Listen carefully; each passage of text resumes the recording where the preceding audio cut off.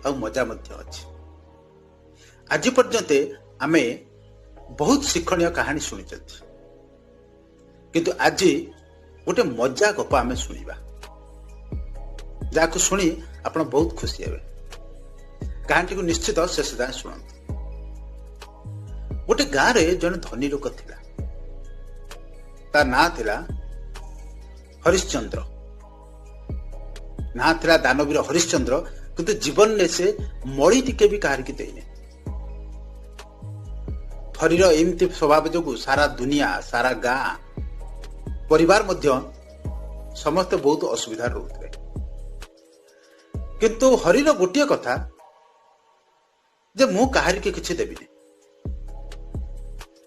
एमती धीरे धीरे दिन गड़ी चलला। हरिश्चंद्र बुढ़ा हो गला। दिने स्त्री कहला, हरि जीवन सारा तो एमती निपट कंजूसी रे काटिदेल, एबे तो जीवा बेला आसलानी, एबे तो टिके पुण्य कमा। हरि कहला, अरे मोर पुण्य कमेगा को इच्छा अच्छी, किंतु कौन करी, जोटी गला तो लोक पैसा मागुचंती, पूजा कर पाठ कर, मु से सब करिबिनी। स्त्री कहला, अच्छा ठीक अच्छे, गोटे काम कर, चल जा गंगार डुब मारिक पड़े आसो, सेठी किसी पैसा पत्र खर्च हेनी। हरि कहला, हाँ ठीक अच्छे, किसी तो पाप धोईज, किसी तो पुण्य मिल। अध राति उठी 12 किलोमीटर जाए हरि चली चली गला, कहीं ऑटो कले पैसा लगे। भोर भोर जाई हरि गंगा घाट रे पहुंची गला। जिते डुब मारिया जाइए देखला मेचा मेचा पंडा बुलुंट। कहला, अरे एठी यदि मु डुब मारिबी एठी पैसा देवा पड़ियो। हरि गोटे खोजी खोजी चुपचाप गहिरिया घाट पाखु गला, जोटी कौन सी पंडा ना कौन सी लोक ना। जाइके चुप किणी दी बुड़ मारी। तृतीय बुड़ जो मारी कि उठी देखला कई जने पंडा आगर ठिया अछि। आर ये अवस्था देखी भगवान ऊपर देखुते, कहले, अरे ये दुनिया रे इमिति कंजूस अच्छी, मु जाए आज ये कंजूस को परीक्षा करे। आ भितर भगवान पंडा रूप में आसी हरि आगे ठिया गले। हरु जेते तृतीय बुड़टी मारी ऊपर को उठी देखला सामना रे जन सुंदर पंडा ठिया होती। कहले, जजमान जय हो, बाबू आश्च गंगारे गाधेल, पुण्य अर्जन कल, किसी दान धर्म तो कर, दान दक्षिणा तो दियो। हरि कहला, मो पाखरे तो बिल्कुल पैसा नहीं। पंडा हाटू कहले, ठीक अच्छे, पैसा नहीं तो खंडे लुगापटा दे जा। हरि कहला, मु तो खंडे लुगा पिंची, मु आपन कोउठ देबी। कहला, अच्छा ठीक अच्छे, तू लुगा न देबू, दिरा खाइबा को तो दे। हरि कहला, पंडा आज्ञा मु कौन करी, मु तो दिन गोटे ओड़ी खाऊची, आपन कानी कोउठ खाइबा को देबी। भगवान कहले, अरे आ कतुर तो जहाले किछि ना किछि नबाक पड़िबो, मो इज्जत रो सवाल एठी, काना ये तो पैसा दब नाही, किछि दब नाही, जा जना पड़ुची। भगवान से सब कहले, कहला, तू गोटे काम कर, मो कतुर किछि पैसा उधार नहीं कि मते दान कर, परे मते दे दो। सेटू हरि भाबिला, हाँ ठीक कथा, जदि उधारी नहीं कि तारी पैसा ताकू दे दउची, दान हो जाउची, मते असुविधा कोन अछि। सेतु हरि कौन कला ना, भगवान को ठारू पंडा ठारू 2 टंका उधारी नहीं से पंडा को दे देला। देखी खुशी खुशी चली गला। रास्ता रे जाऊ जाऊ भाबु थाए, देखो मागणा मागणा गंगारे गाधेली, पुण्य अर्जन कली, से पंडा पैसा उधारी आनिकी सेई पंडा को दान करदेली, पुण्य भी अर्जन कली, आउ कौन दरकार। खुशी खुशी घर चली गला। जाकि हरि शोच भोर भोरू भगवान जाई ता कबाट बाड़ेले, पंडा रूप धरी ता घर पाखर पहुंची गले। जेतरे कबाट बाड़ेचंती सेतेबेले ता स्त्री आरिकी कबाट खोली। से कहते जजमान की जय हो। कहले, आज्ञा आपण किए ना, काली से गंगा रे डुब मारिया पाई जाइतरा, मो कतरु किछि पैसा उधारी आनिछि।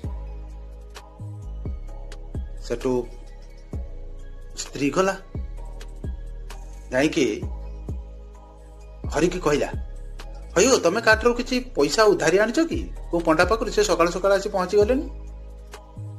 ହରିର ମନେ ପଡିଗଲା, କହିଲା ଆରେ ହଁ ମୁଁ ତ ପଣ୍ଡା କତିରୁ 2 ଟଙ୍କା ଧାର ଆଣିଛି।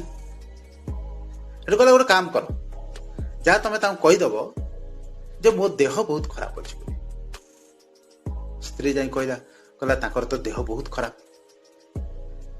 ଭଗବାନ କହିଲେ ଆରେ ଇଏ ପଇସା ଦବନି ବୋଲିକି ଦେହର ବାହାନା କରୁଛି। କହିଲେ ଆଚ୍ଛା ଠିକ ଅଛି, ତୁ ମା ଗୋଟେ କାମ କର, ମୋ ପାଇଁ ଟିକେ ଖାଇବା ପିଇବାର ବ୍ୟବସ୍ଥା କରିଦେ। ସେ ତ ମୋ ଯଜମାନ, ତା ଦେହ ଭଲ ହଉ, ସନ୍ଧ୍ୟାବେଳକୁ ମୁଁ ତାକୁ ଦେଖା କରିକି ଯିବି। ତା ସ୍ତ୍ରୀ ଆସି କହିଲା ହଇଓ ସିଏ କଣ ପୁରା ଚକାମାଟି ମାରି ବସିଗଲେଣି, କହୁଛନ୍ତି ଖାଇବା ପିଇବାର ବ୍ୟବସ୍ଥା କର, ମୁଁ ସନ୍ଧ୍ୟାବେଳକୁ ତାକୁ ଦେଖା କରି ଯିବି। ହରି ସେଠୁ କହିଲା ଗୋଟେ କାମ କର, ତାକୁ ଯାହା କହିବୁ ସେ ମରିଗଲେ। ସ୍ତ୍ରୀ ଜଣକ ଯାଇ କହିଲା ନା ସେ ମରିଗଲେ। ପଣ୍ଡା କହିଲା ଆରେ ମରିଗଲା, ଆଚ୍ଛା ହଉ ମୋ ଯଜମାନ ଟା ଯଦି ମରିଗଲା ମୁଁ ତାକୁ ଏକୁଟିଆ କେମିତି ଛାଡିକି ଯିବି? ମୁଁ ଯାଉଛି ଏଠି ସବୁ ଗାଁ ଲୋକକୁ ଡାକି ଆଣୁଛି, ତାକୁ ସାଙ୍ଗରେ ନେଇକି ଶ୍ମଶାନରେ ପୋଡି ଦେଇକି ତାପରେ ମୁଁ ଯିବି। ଏଇଆ କହିକି ଚାଲିଗଲା। ପଣ୍ଡା ଜଣକ ଚାଲିଗଲା, ଯାଇ କିଛି ଲୋକକୁ ମଧ୍ୟ ଡାକିକି ନେଇ ଆସିଲା। ଆ ଭିତରେ ଲୋକ ଆସି ହରିକି ବନ୍ଧାବନ୍ଧି କରିଦେଲେ ଯେ ଶ୍ମଶାନକୁ ନେବେ ବୋଲି। ହରିର ସ୍ତ୍ରୀ କାନ୍ଦୁଥାଏ, କାରଣ ସେ ଭଲ ଭାବରେ ଜାଣିଛି ଯେ ବଞ୍ଚିଛନ୍ତି। କହୁଥାଏ ତାଙ୍କୁ ନିଅନି ସେ ବଞ୍ଚିଛି।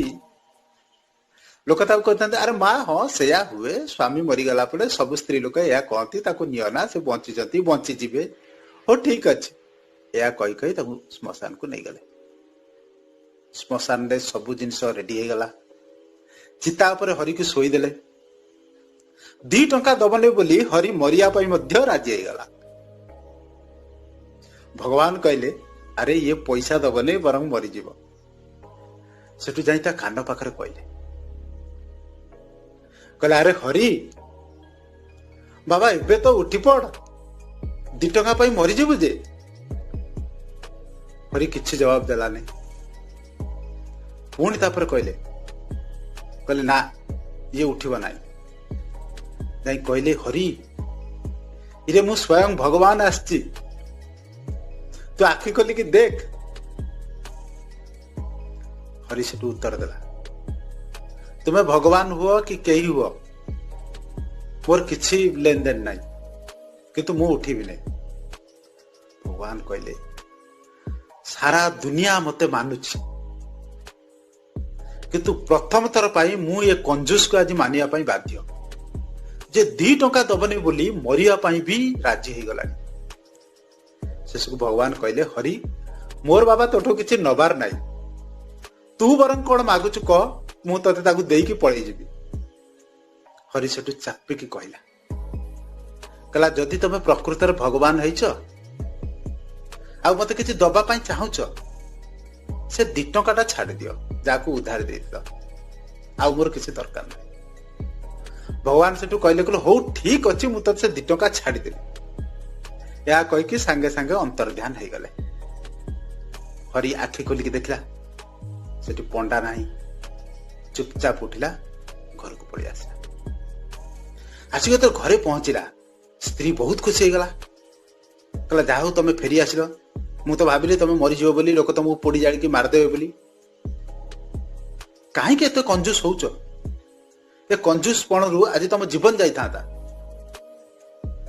ହରିଶ୍ଚନ୍ଦ୍ର ହେଠୁ କହିଛି ଆରେ ଦେଖ ମୋ କଞ୍ଜୁସି ହବାର କି ଲାଭ। ମୁଁ କଞ୍ଜୁସ ହେଇଥିଲି ବୋଲି ଆଜି ଗଙ୍ଗାରେ ମାଗଣାରେ ଗାଧେଇଲି, ପୁଣ୍ୟ ଅର୍ଜନ କଲି, ସ୍ୱୟଂ ଭଗବାନ ମତେ ଆସିଥିଲେ ଦେଖା କରିବା ପାଇଁ। ଆଉ ମୁଁ କଞ୍ଜୁସ କଣ? ମୁଁ ଏ ଜନ୍ମରେ ବି କଞ୍ଜୁସ ଅଛି, ଆସନ୍ତା 7 ଜନ୍ମ ଯାଇ ବି କଞ୍ଜୁସ ରହିବି। ଆଚ୍ଛା ଦେଖନ୍ତୁ, ଜଣେ ଲୋକ 2 ଟଙ୍କା ଦବ ନାହିଁ ବୋଲି କେତେ ହୀନସ୍ତା ସେ ହେଇଗଲା, ତଥାପି ସେ କହୁଛି ମୁଁ ଏ ଜନ୍ମରେ ବି କଞ୍ଜୁସ ଅଛି, ଆସନ୍ତା 7 ଜନ୍ମ ବି କଞ୍ଜୁସ ରହିବି। କାହାଣୀଟି ନିଶ୍ଚିତ ଆପଣଙ୍କୁ ଭଲ ଲାଗିଥିବ। ଇଏ ଏକ କାହାଣୀ ଥିଲା, ଆକୁ କେହି ସିରିୟସଲି ନେବେନି। ପ୍ରକୃତରେ ଜୀବନରେ କଞ୍ଜୁସ ହେଲେ ବହୁତ ଅସୁବିଧାର ଭୋଗ କରିବାକୁ ପଡେ। आम पैसा पत्र जहाँ भी रोजगार कर गोटे सुख शांति जीवन काटिया मनुष्य जी भी कैपेसिटी अच्छी से ता हिसाब से रोजगार करुच्ची से खर्च कर जीवन को आनंद काटा उचित।